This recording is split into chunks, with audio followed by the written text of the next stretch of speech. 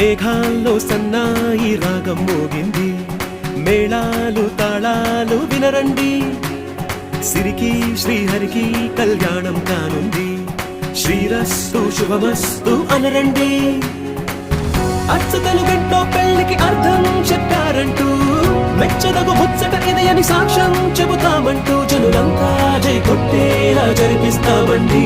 అందాల కుందనపు బొమ్మవని జత చేరుతున్న చంద్రుని, వందేల బంధమై అల్లుకుని చెయ్యందుకోవటే